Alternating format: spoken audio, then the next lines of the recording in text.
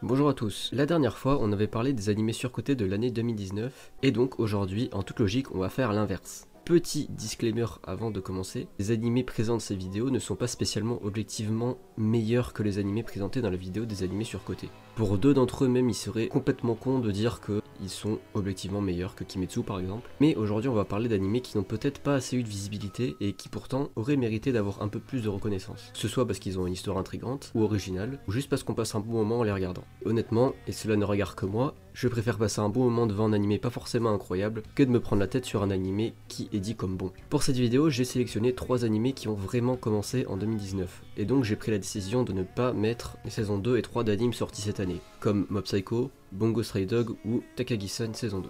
Et pourtant, c'est 3 animés qui sont dans mon top 5 de l'année. Après cette introduction beaucoup trop longue, on peut commencer.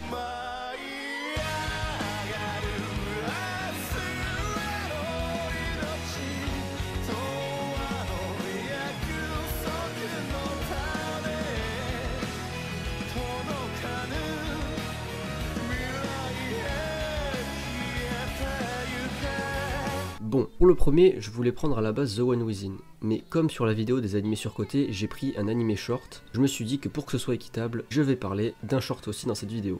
Donc, Ueno-san Wabukio. C'est un animé sorti cet hiver, et si on est honnête, l'animé semble pas incroyable au premier abord. Déjà, le chara-design est un peu particulier, mais personnellement, il m'a pas dérangé plus que ça.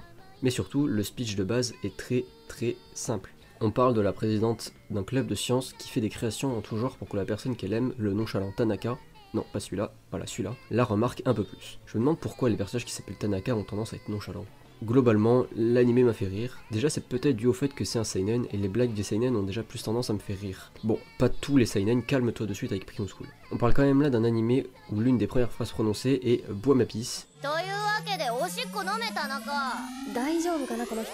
Et je te jure que quand tu commences un animé et que tu entends ça, t'es pas prêt à entendre ça quoi. On va dire que c'est pas le genre de phrase que tu entends direct dans un animé normalement. Ensuite, toutes les inventions créées par Ueno-san vont apporter quelques touches d'humour. Mention spéciale pour le collant vivant. Franchement, j'ai pas regardé énormément de shorts, mais celui-ci m'a laissé de très bons souvenirs. Et encore un petit disclaimer, cependant, si vous n'êtes pas fan d'humour un peu forcé et un peu absurde, je ne vous le conseillerais pas. On continue avec Sanan Zanmai. Bon, c'est très compliqué de décrire cet animé, donc il va falloir prendre des notes, ok? Ok. Alors, nous sommes à Asakusa, un quartier assez particulier. Les humains trimballent une boîte renfermant leurs plus grands secrets. Un jour, Kazuki Asaka va se faire repérer son secret par Toi Kuji qui était en train de carjacker une voiture. Après une petite poursuite, ils vont commencer à se battre et finir par casser la statue de Kappa qui s... Tu veux que je t'aide ? Ils vont commencer à se battre et finir par casser la statue de Kappa qui servait de gardienne d'Asakusa. C'est à ce moment précis que Kepi, le prince du royaume Kappa, va apparaître, va avaler les deux protagonistes pour extraire leur Shirokodama de leur anus et va les chier sous forme de Kappa. Après avoir retrouvé leur forme normale, les deux vont commencer à adopter des comportements de Kappa, c'est-à-dire bouffer des concombres et s'arroser la tête avec de l'eau. L'ami de Kazuki, Entai Jinai, va donc les suivre le soir quand ils retournent à la statue de Kappa, voir Kepi. Il va traiter Kepi de grenouille, ce qu'il ne va pas aimer, et il va subir le même traitement que les deux autres. Ensuite, les trois vont se voir confier une mission, récupérer des coupelles qui peuvent exaucer un vœu. À peine leur mission donnée qu'un monstre boîte de carton qui a été formé par Ryo et Mabu, appartenant à l'empire des loutres. Pour vaincre ce monstre, ils vont devoir trouver son plus grand secret, et pour ce faire, ils doivent réussir à le contourner en chantant, pour arriver derrière lui et rentrer dans son postérieur pour lui retirer son secret et le dire à haute voix. Puis enfin, pour récupérer la coupelle, celui qui a extrait le secret va aussi devoir révéler le sien parce que ça marche comme ça. Et voilà, j'ai à peu près réussi à résumer. C'est bon, t'arrives à suivre? Bon, j'ai résumé aussi bien que je pouvais, mais visiblement ça n'a pas suffi. Faut vraiment voir l'animé pour se rendre compte à quel point c'est tordu. Et là, je sais déjà que juste avec le résumé, il y a des gens qui ont décidé de ne pas le regarder. Mais je vous jure que c'est un animé ultra clean, que ce soit les dessins, l'animation, tout colle à cette ambiance complètement conne, et pourtant c'était pas gagné d'avance. Le seul petit défaut qui pourra gêner plus d'un est qu'il y a un peu trop de bromance. Là par contre, je pense qu'on est à la limite du shonenai. Ce qui est vraiment cool par contre, c'est que les relations des personnages sont vraiment très intéressantes. Oui, parce que l'animé va pas se contenter de faire n'importe quoi H24, il va vraiment y avoir une histoire cool derrière, et franchement, eh bien c'est plus qu'acceptable, et j'ai pas compris pourquoi on n'a pas plus souligné l'audace de cet animé qui pourtant sort vraiment du lot. Pour l'instant, les deux animés dont j'ai parlé sont objectivement moins bons que Kimetsu no Yaiba. L'un parce qu'il est quand même super simple, et l'autre parce qu'il est peut-être un peu trop bizarre. Mais bon, je trouve ça un peu con de reprocher ça à un animé qui essaie d'innover sur énormément de choses. Alors ça plaît pas à tout le monde, mais c'est peut-être un peu mieux que de resservir toujours le même style d'animé qui marche. N'est-ce pas les isekai?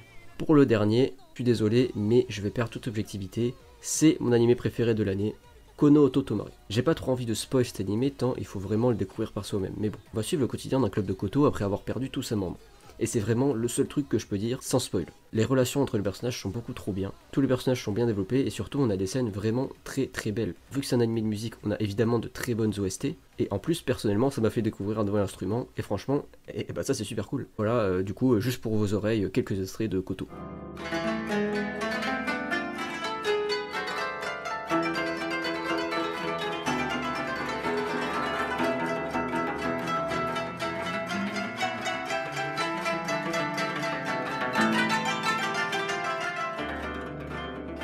C'est la perfection. J'ai également trouvé le chara-design spécialement bien réussi et qui colle parfaitement à l'anime. L'histoire, bien que pas hyper originale, il faut bien le reconnaître, fait le taf comme il faut et j'aimerais vous en parler pendant longtemps, mais j'ai vraiment pas envie de spoil. J'ai vraiment surkiffé cet anime que pourtant j'avais regardé un peu par hasard à la base. Et je pense que c'est vraiment la condition idéale pour regarder un animé. Parce que j'en avais pas parlé dans la vidéo sur les animés surcotés, mais pour reprendre l'exemple de Kimetsu no Yaiba, c'est vraiment un animé qu'on a vu partout cette année. Alors quand je l'ai commencé, évidemment j'avais des attentes de fou.